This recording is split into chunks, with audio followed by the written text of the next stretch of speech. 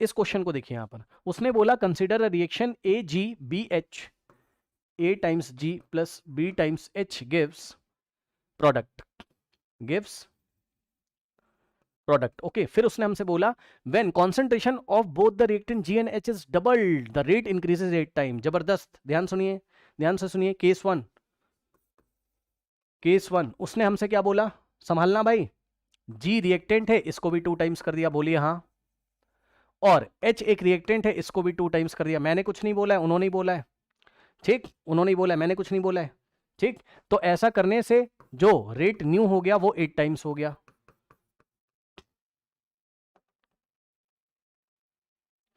वो 8 टाइम्स हो गया, है ना, यही चीज है। Case one. केस टू आइए, केस टू आइए। केस टू में क्या बोला, however when the concentration of G is doubled keeping the concentration of H is fixed। मतलब केस टू में उन्होंने G के कॉन्सेंट्रेशन को क्या किया, 2 टाइम्स किया, और H के कॉन्सेंट्रेशन में नो चेंज, यानी कि H का कॉन्सेंट्रेशन क्या है, कांस्टेंट है। H के कॉन्सेंट्रेशन में कोई भी चेंज नहीं किया, बट G के कॉन्सेंट्रेशन में डबल जब कर दिया तो यहां पर जो रेट है, रेट इज डबल्ड। हाँ, रेट इज डबल्ड, यहां रेट न्यू हो गया डबल, बोलो हाँ, बोलो हाँ। अब सुनो ध्यान से, तो सेकंड वाले केस से क्या आप जी के रिस्पेक्ट में ऑर्डर निकाल सकते हो? सेकंड वाले केस में क्या आप जी के रिस्पेक्ट में ऑर्डर निकाल सकते हो? बताओ भाई, अगर मैं इसका रेट लॉ लिखूं, इसका अगर मैं रेट लॉ लिखूं तो भाई मेरा रेट लॉ तो यही आएगा ना, क्या बताओ, के इंटू जी की पावर एम, और भाई रिएक्टेंट क्या है, जी ना, तो जी की पावर एम, भाई साइकोमेट्रिक कोफिशिएंट मत लगा देना, और एच की पावर एन, यही तो आएगा ना।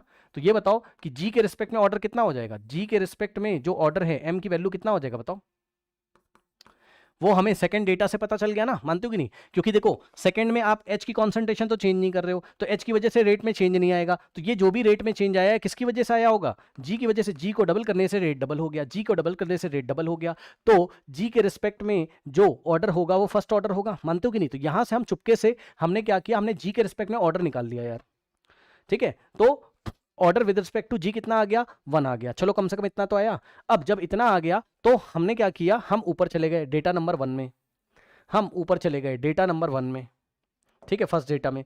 तो अब हम फर्स्ट डेटा में आके कैलकुलेट करेंगे। अब देखिए जरा ध्यान से, जी को डबल करने से, सुनो, जी को डबल करने से रेट डबल हुआ होगा क्योंकि जी के रिस्पेक्ट में ऑर्डर 1 है, और एच को 2 टाइम, एक सेकेंड, एक सेकेंड, एक सेकेंड, एक सेकेंड, एक सेकेंड,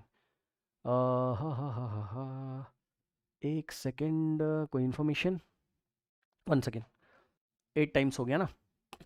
एच के रिस्पेक्ट में हमें ऑर्डर नहीं पता, ठीक है, टोटल, अच्छा हाँ, एच के रिस्पेक्ट में हमें ऑर्डर भी पता नहीं है, ठीक ठीक, एच के रिस्पेक्ट में तो निकालना है, ठीक है। तो समझो भाई, देखो हमारे पास उन्होंने जी को 2 टाइम्स किया, तो जी को 2 टाइम्स करने से रेट हमारा डबल हो गया होगा, बट टोटल आंसर तो 8 आ रहा है ना, नहीं समझे? ये देखो भाई, rate new is equals to, अब समझो, देखो जी को डबल किया उसने, तो जी को डबल करने से जो इनिशियल रेट है ये जी की वजह से हुआ होगा, वो डबल हो गया होगा, ये देखिए इतना। ये किसकी वजह से हुआ है, ये जी की वजह से हुआ है, जी की वजह से हुआ होगा, क्योंकि जी के रिस्पेक्ट में ऑर्डर 1 है ना, ठीक। तो रेट इसने डबल किया, लेकिन टोटल आंसर तो 8 हो गया, तो इसका मतलब एच ने क्या किया होगा, एच ने 4 टाइम्स कर दिया होगा, 4 टू तभी तो 8 आएगा, ठीक।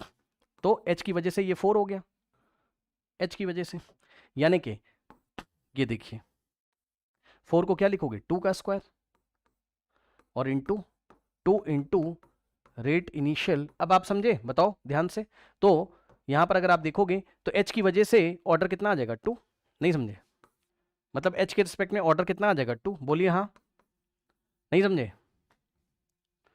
एच सेकंड ऑर्डर है ना, क्योंकि एच को डबल करने से, ये देखिए एच को उसने 2 टाइम किया, इन्फॉर्मेशन हमें देखी रखी हो, हमें टोटल आंसर 8 चाहिए, तो हमें यहाँ 4 ही तो लगाना पड़ेगा, तो जी की वजह से डबल हो गया होगा, वो पहले ही पता चल गया। अब एच की वजह से 4 का मतलब है 2 का स्क्वायर हो गया होगा, तो कॉन्सेंट्रेशन एच का डबल करने से ये 4 टाइम्स हो गया, मतलब स्क्वायर में चल रहा है, तो स्क्वायर में चल रहा है तो सेकंड ऑर्डर है ना।